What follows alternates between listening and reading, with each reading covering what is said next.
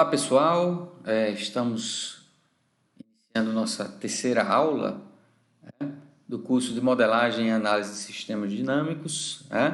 Na aula anterior, nós começamos a falar sobre modelos contínuos de sistemas dinâmicos e hoje estamos dando continuidade a este assunto. Então, falamos um pouco sobre equações diferenciais ordinárias, falamos um pouco sobre a questão da linearidade, né? Quando é que a gente sabe que um sistema é linear ou não linear, né? Através do princípio da superposição, e falamos também um pouco sobre linearização de sistemas não lineares. Então, a gente encerrou a aula anterior mostrando um exemplo em que nós modelamos um sistema não linear, depois aplicamos uma linearização e, por último, resolvemos a equação diferencial para uma entrada dada, para o sistema, utilizando a transformada de Laplace. E finalizamos a aula mostrando uma simulação, comparando o sistema não linear com a linearização feita, para checar, se a linearização correspondia, tem uma boa correspondência com o sistema não linear. Então, nós vamos continuar hoje falando outros aspectos dos modelos contínuos. Vamos falar um pouquinho hoje sobre funções de transferência, transformada de Laplace e diagramas de blocos. Ok? Então, eu vou aqui iniciar a nossa transparência. Então,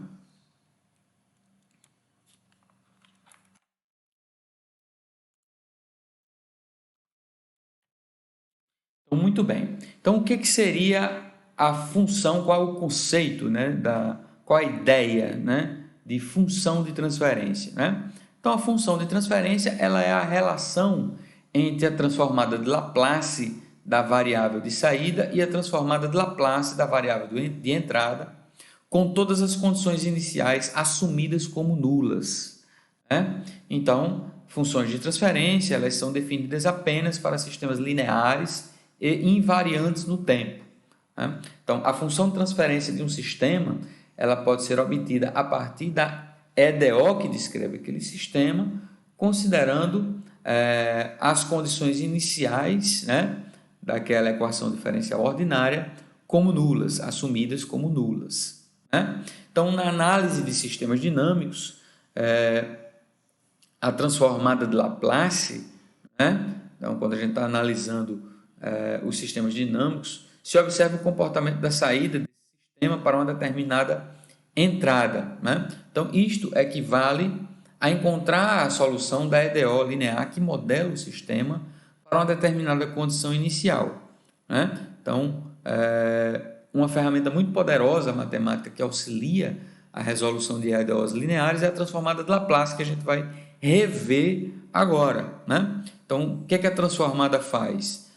Então, resumidamente, ela vai converter uma função contínua no tempo em uma função, uma variável S, que é uma variável complexa. Então, se eu tenho uma função, g de S, da variável complexa S, escrita neste formato aqui,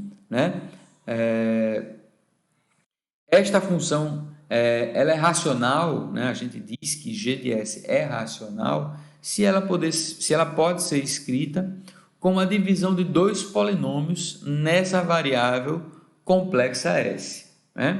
Então, uma função racional g de S ela pode ser representada da seguinte forma. G de S vai ser igual a um certo gx, que corresponde à parte real da minha função, ok? Então, mais jg de y, onde esse g de y que corresponde à parte imaginária da minha função de variável complexa. Então, se eu pegar uma função qualquer em S, por exemplo, S mais 1 sobre S ao quadrado mais 2S mais 3. Né? Se eu faço S igual a isso aqui, né, eu vou separar a parte que é real e a parte que é complexa. A parte real vai corresponder a G de X e a parte complexa vai corresponder a G de Y. É tudo que ficar ligado, né, ao número imaginário J aqui, representado, ok? Então, graficamente, uma função de uma variável complexa, né, pode ser representada como está sendo ilustrado aqui neste gráfico. Eu tenho aqui uma parte real e eu tenho uma parte complexa. Né? Então, G de S é G de X, Gx mais JGY, ou também dessa forma aqui, que é a chamada forma polar. Né?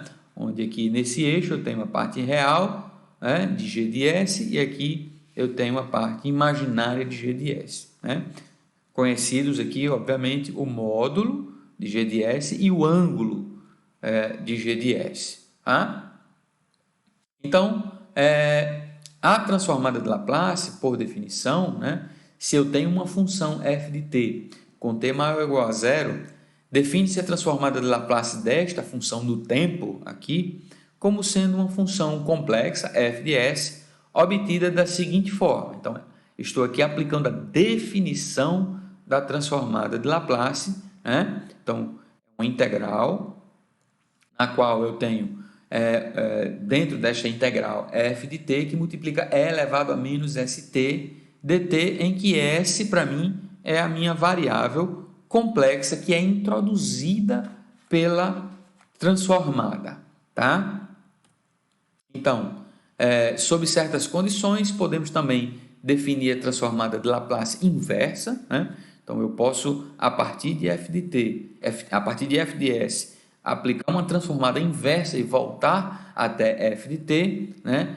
Onde essa transformação inversa ela é definida por esta equação aqui, onde este c, né? Este número c, né? É um número real associado à região do plano complexo, né? Onde esta função aqui está definida. Tá? Então, este número real C, ele nada mais é do que, ele nada mais vai estabelecer do que uma região no plano complexo chamada de região de convergência da transformada de Laplace.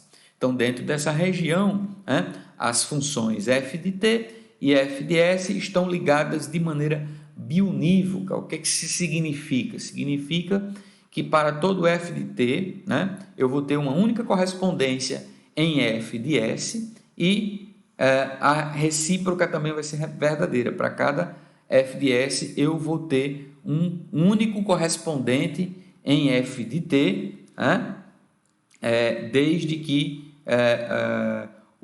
a parte real de s seja maior do que c, né, onde eu estabeleço aqui a minha região de convergência. Né? Então, vamos pegar um exemplo simples para a gente relembrar esses conceitos. Isso aí vocês já estudaram em outros cursos, né? Dentro do contexto da engenharia de computação e da engenharia mecatrônica, né? Mas não custa nada rever.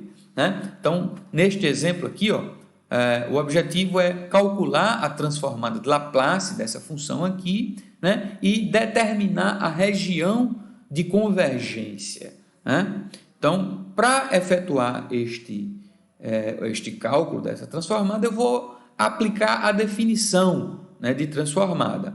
Então, eu vou dizer que f de s é a transformada de f de t, que vai ser esta integral aqui apresentada, né, de f de t, né, que é, nesse caso aqui, e elevado a 2t, que multiplica e elevado a menos st dt. Né? Então, resolvendo essa integral, não vou entrar em detalhes da resolução dessa integral, mas você consegue resolvê-la por substituição, né? Neste caso aqui você não precisa empregar a integral por partes, mas por substituição você consegue resolver. Você vai chegar a esta expressão aqui, menos 1 sobre s menos 2, que multiplica e elevado a menos s menos 2t, neste intervalo aqui de integração, de 0 menos até infinito, né? Então, como nós temos este intervalo de integração aqui que precisa ser estabelecido, precisa ser definido, precisa ser resolvido, né? Nós teremos menos 1 sobre S, menos 2 que multiplica o limite disso aqui quando t tende a infinito, menos o limite disso aqui, né? Quando t tende a zero menos, né? Ok? Então, a gente vai perceber, dá para a gente ver de forma bem fácil, sem precisar de muitos cálculos, né? Que este limite aqui ele vai tender a quê? Ele vai tender a um certo valor, né? De forma que eu resulte nessa expressão aqui, certo? Ele vai tender a 1, certo?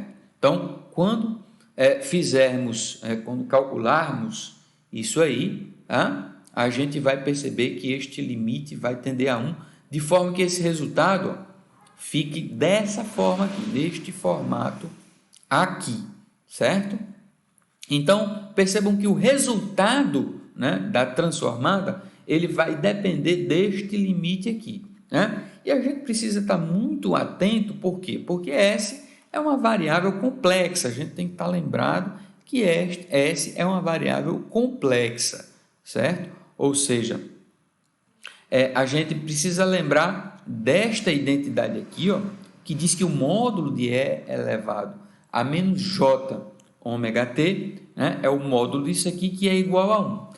Dessa forma, para analisar este limite aqui, a definição desse limite, se esse limite é definido, se ele é indefinido, se ele tende a infinito, se ele tende a zero, né, a gente vai precisar olhar a parte real deste número complexo, né? Então, olhando a parte real deste número complexo, a gente vai conseguir perceber que este limite ele vai ser mais ou menos infinito se a parte real de S for igual, né, a um determinado valor aqui menor do que 2, né?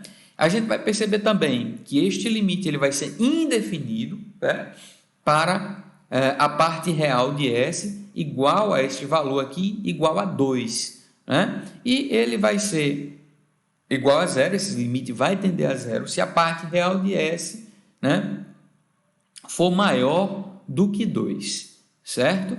Então, percebam que para esses dois primeiros casos aqui, né, a gente tem uma indefinição, não há uma convergência dessa transformada. Eu não posso afirmar o valor dessa transformada, por quê? Porque não posso afirmar que essa função ela tem uma transformada definida se eu tiver a parte real de S menor ou igual a 2. Eu só posso afirmar que essa transformada ela converge, né, dentro dessa região aqui, ó, parte real de S maior do que 2. Essa região ela é definida como sendo a região de convergência dessa transformada. Então, a transformada desta função é igual a 1 sobre S menos 2 e ela só é válida, ela só existe, né, dentro dessa região de convergência, onde a parte real de S é maior do que 2.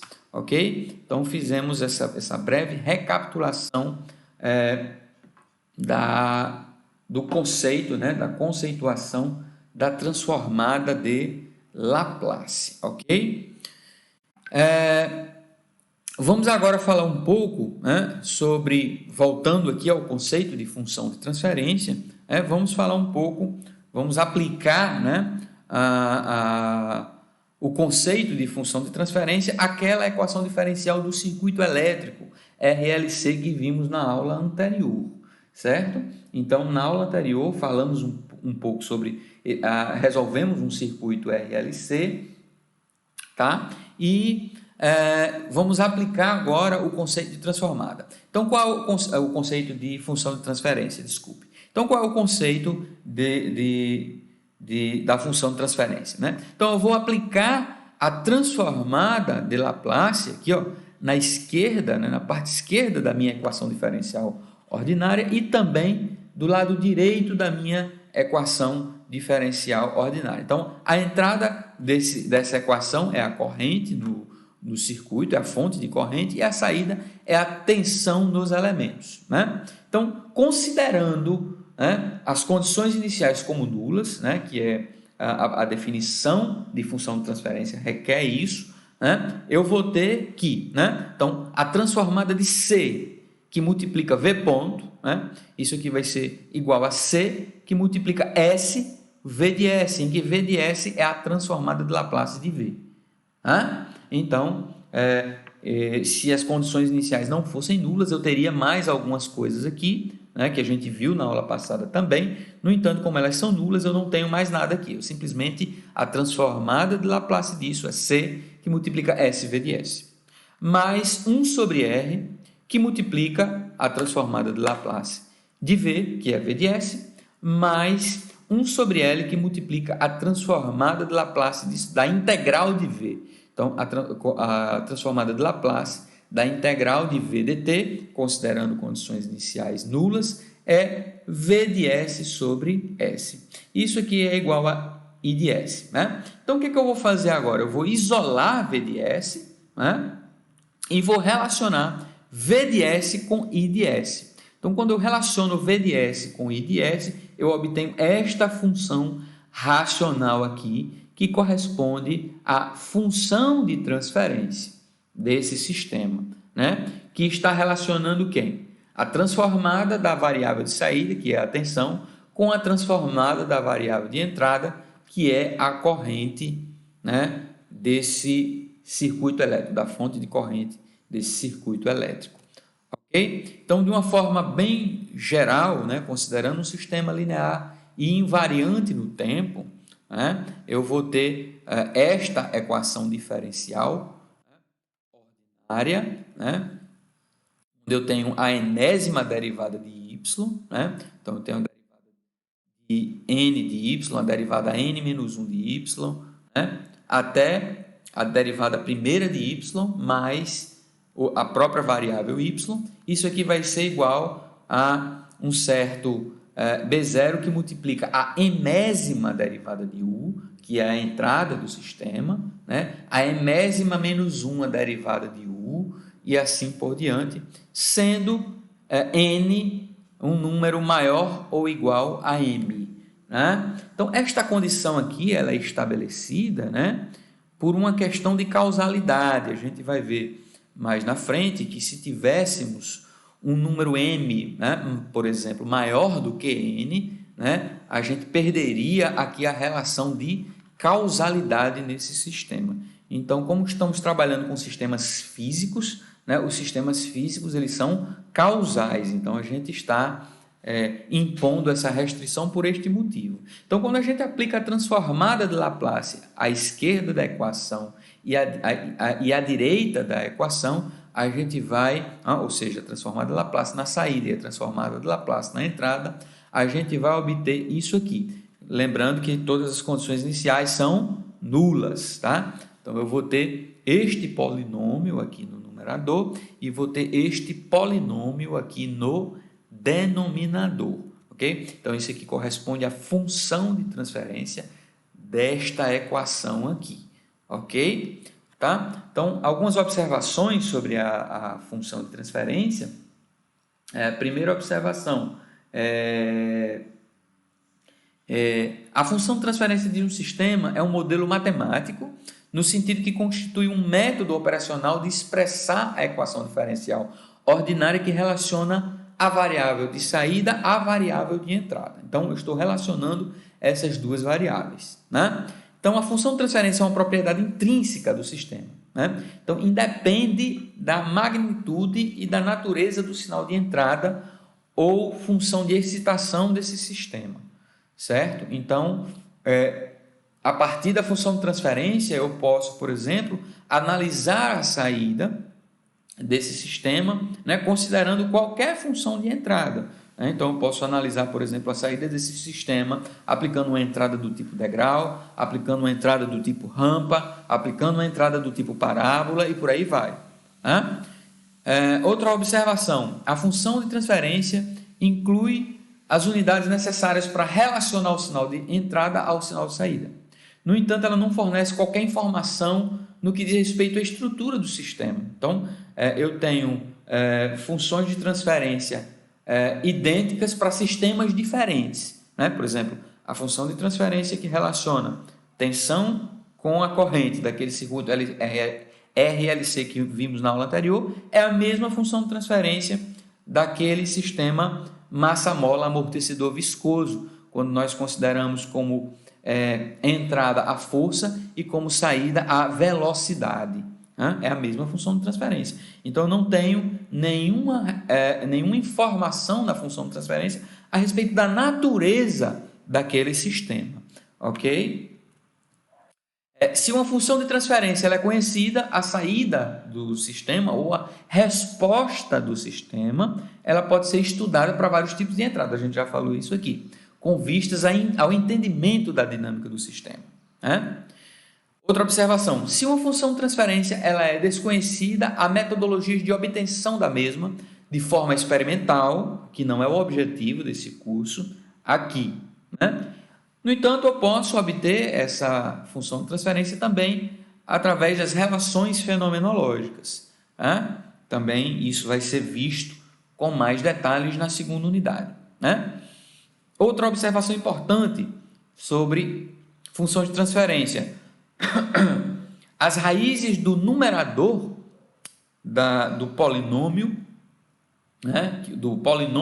do numerador da função de transferência são chamadas de zeros do sistema. E as raízes do polinômio do denominador da função de transferência são chamadas de polos do sistema. Precisamos ter isso muito bem estabelecido. Tá? Vamos começar agora a falar um pouco sobre o conceito de diagrama de blocos. Então, em sistemas de controle é muito comum eu interligar, eu fazer conexões através de diagramas de blocos, onde cada bloco contém, por exemplo, uma função de transferência, certo? Então, um diagrama de blocos ele nada mais é do que um conjunto de blocos operacionais unidirecionais. O que quer dizer isso? Eu tenho sempre o sinal em uma única direção, da entrada para a saída, que representam a função de transferência desses subsistemas.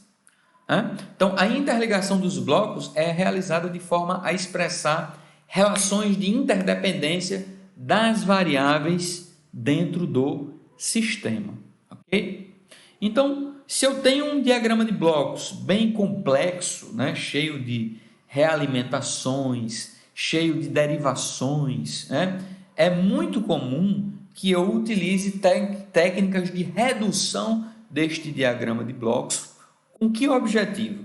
Com o objetivo de encontrar um diagrama equivalente àquele diagrama. Então, se eu tenho, por exemplo, um diagrama bem complexo, eu vou encontrar uma única função de transferência que representa todo aquele diagrama. Então, é o que a gente está dizendo aqui, redução de diagrama de blocos. Usualmente, quando queremos obter uma função de transferência equivalente, podemos reduzir este diagrama usando técnicas de redução. E aí eu vou mostrar aqui, nessas tabelas desses slides, as principais técnicas de redução. Então, vamos imaginar que eu tenho aqui, por exemplo, dois blocos, duas funções de transferência ligadas em cascata, ou em série.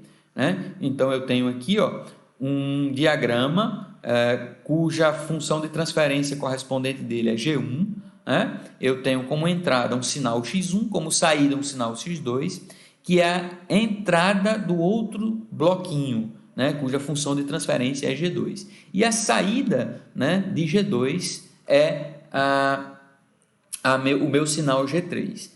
Então, neste caso, eu posso reduzir este diagrama da seguinte forma. Eu vou obter um diagrama equivalente com uma única função de transferência, que vai ser o produto da função de transferência G1 com a função de transferência G2. E aqui a entrada vai ser X1 e aqui é X3, pessoal. Por favor, corrijam aí nos slides. Então, a saída deste bloquinho aqui é o sinal X3 e não o sinal X2. E a entrada dele é o sinal x1. Então, quando a gente faz isso, a informação do sinal x2 ela se perde, né? Ela não vai estar mais representada aqui, né?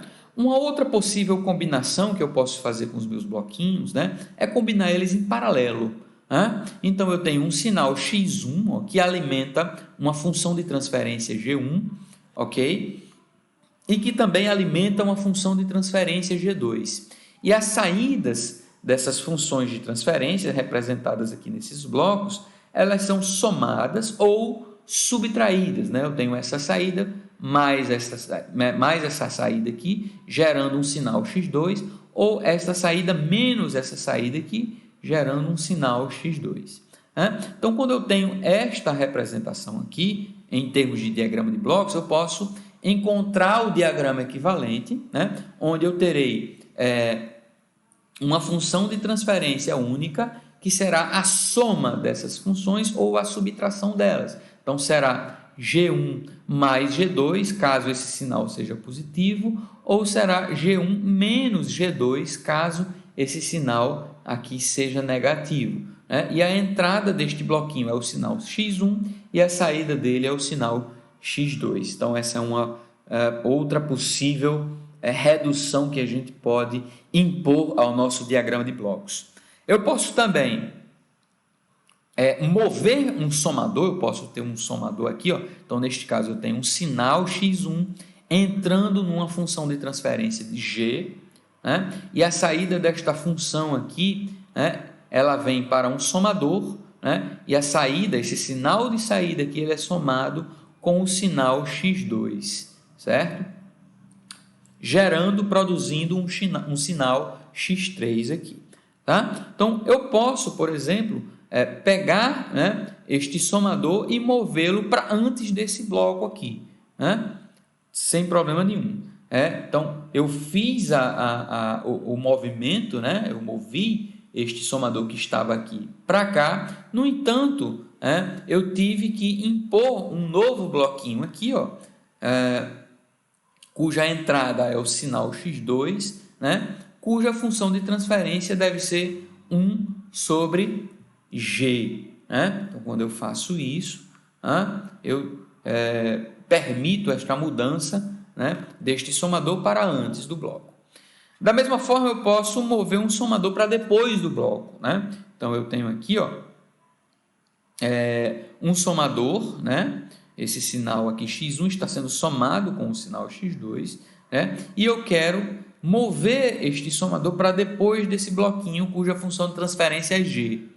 Né? Então, faço isso sem nenhum problema, né? Desde que eu coloque aqui uma função de transferência, um bloco com uma função de transferência g, para que essa mudança, para que este movimento do somador seja permitido, ok?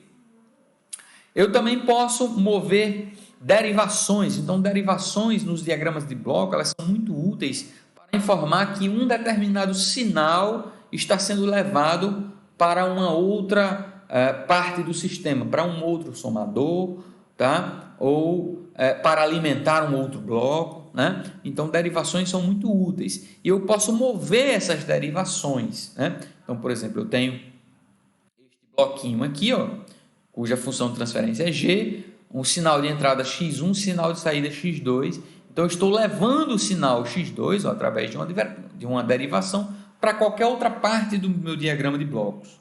Eu posso pegar esta derivação e trazer ela para antes do bloco sem problema nenhum, desde que aqui eu coloque um bloquinho com função de transferência g. Da mesma forma, eu posso pegar uma derivação que está antes do bloco e levá-la para depois do bloco, né? Desde que neste movimento eu inclua, né, este bloquinho aqui com função de transferência 1 sobre g.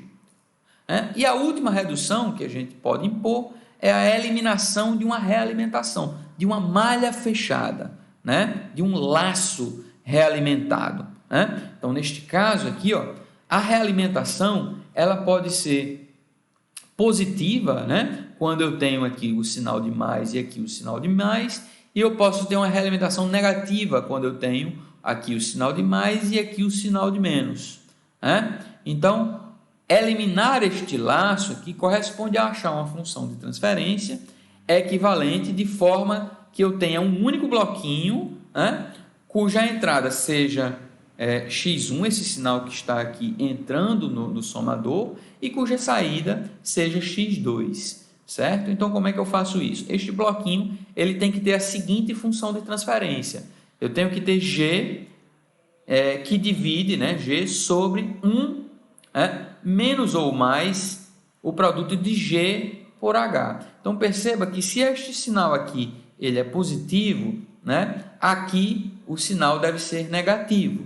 E se este sinal aqui ele for negativo, este sinal aqui, né, ele vai ter que ser positivo, ok? Então, vamos mostrar um exemplo, né, para a gente ver, né, a simplificação, né, um exemplo de simplificação de diagrama de blocos. Então, perceba que eu tenho um diagrama de blocos bem complexo aí. Eu tenho algumas realimentações, eu tenho algumas derivações, e eu preciso simplificar este diagrama de blocos para quê? Para obter uma única função de transferência equivalente a ele, tá? Equivalente a isso aqui. Então, eu quero uma única função de transferência que relacione C de S com R de S, o sinal de saída C de S com o sinal de entrada R de S. E aí, como é que eu vou fazer? Eu vou impor aquelas reduções que nós mostramos nos slides anteriores, ok? Então, vamos lá. A primeira redução que a gente pode impor aqui para facilitar a nossa vida, por exemplo, eu posso mover, né, esta derivação que está aqui, ó, posso mover ela para depois do bloco G4. Por que eu estou fazendo isso?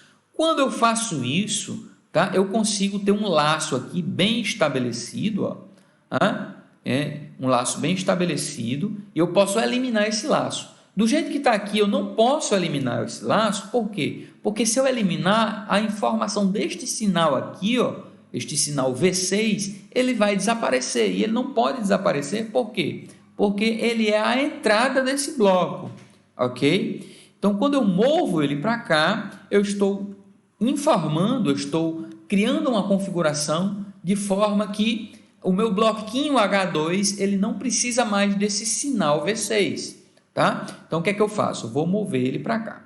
Quando eu faço este movimento, eu vou precisar dividir, né, isto aqui por G4, ok? Conforme esta regra aqui que a gente viu, ó. Aqui, esta regrinha que a gente viu. A gente trouxe uma derivação para depois, ó, do bloco, né? Então, a derivação estava antes, a gente trouxe ela para depois, a gente teve que dividir aquilo ali por esta função de transferência aqui, 1 sobre G, tá? Então, aqui a mesma coisa, movemos para depois e impomos essa divisão aqui por G de 4. Então, quando eu faço isso, ó, eu tenho um laço aqui, ó, que eu posso eliminar ele de forma muito simples, tá? Por quê? Porque este sinal aqui não está sendo mais necessário com esta configuração do diagrama de blocos, né? Então, a próxima redução que eu posso impor é eliminar este laço com realimentação H1, né? Como a realimentação aqui ela é positiva, eu tenho um sinal de mais aqui e um sinal de mais aqui, né? Então, esta redução vai ficar da seguinte forma: G3 que multiplica G4 dividido por 1 menos, né? Por que menos? Porque a realimentação é positiva, 1 menos G3 G4 H1, ok? Então, com isso, a gente reduziu isso aqui, ó, a gente eliminou este laço, né, transformando ele num único bloquinho com esta função de transferência, ok? Então, qual é a próxima redução que eu posso impor aqui? Perceba que eu posso eliminar este laço aqui, ó, por exemplo, né? Eu posso eliminar este laço aqui. Poderia eliminar esse aqui de cara? Em princípio não, por quê? Porque eu tenho sinais aqui que eu ainda preciso da representação deles. Porém, quando eu elimino esse laço aqui, ó, tá? Eu deixo de precisar desses sinais que estão aqui dentro, esses sinais internos, tá? Então, eu vou eliminar este laço, né? Então, como é que eu vou eliminar? Perceba que eu tenho uma realimentação negativa aqui, ó, uma realimentação negativa. Então, a equivalência vai ficar G2, que multiplica isso aqui, né? Dividido, né? Por 1 mais, né? Já que aqui é menos, então vai ser 1 mais G2 vezes isso aqui, vezes isso aqui. Então, o resultado desse cálculo, né, vocês podem depois fazer aí na mão para ver que vai bater com o que a gente está mostrando aqui. Isso aqui vai ser G2, G3, G4, dividido por 1 menos G3, G4, H1, mais G2, G3, H2. Então, reduzi, né, eliminei este laço, transformando ele neste único bloquinho aqui, ok? E por último, eu posso o quê? Eliminar este laço aqui, ó, né? Então fica bem óbvio. Aqui da mesma forma, eu tenho uma realimentação o quê? Negativa. Então, como esta realimentação é negativa, tá? Vai ficar isso aqui vezes isso aqui, dividido por 1 mais isso aqui, vezes isso aqui, vezes isso aqui, que vai me gerar, né? Vai me gerar exatamente esta função de transferência aqui. Então, este diagrama aqui, ó, ele equivale a eu ter uma única função de transferência que vai relacionar C com R, né? Composta por esta expressão aqui, ó, que leva em conta todas as funções de transferência que eu tinha neste diagrama original, certo? G1, G2, G3, G4, H1, H2 e H3. Vai estar tudo aqui, ó, considerado, ok? Então, percebam que eu consegui fazer isso de forma bem simples, aplicando reduções, tá? Há uma forma de você fazer isso, por exemplo, sem aplicar nenhum tipo de redução, né? É uma forma que a gente vai trabalhar na próxima aula, que é através da fórmula de Mason. Então, em alguns casos, fazer esta redução, se você tem um diagrama muito complexo, né, fazer essa redução pode se tornar uma tarefa bem trabalhosa, né? Então, para casos mais complexos, eu tenho uma técnica onde eu vou pegar o meu diagrama de blocos, vou transformar ele num grafo de fluxo de sinal equivalente e vou aplicar uma regra que vai me dar uma relação saída e entrada sem nenhum tipo de redução, apenas coletando as informações corretas desse grafo, tá? Então, essa fórmula, ela é chamada de fórmula de ganho de Mason e nós iremos trabalhar na próxima aula, ok? Então, com este assunto, nós encerramos nossa terceira aula. Espero que vocês estejam acompanhando bem, podem mandar seus e-mails com dúvidas e perguntas, e eu já estarei postando também a primeira lista de exercícios para vocês já irem resolvendo os exercícios, ok? Então, bom estudo a todos vocês.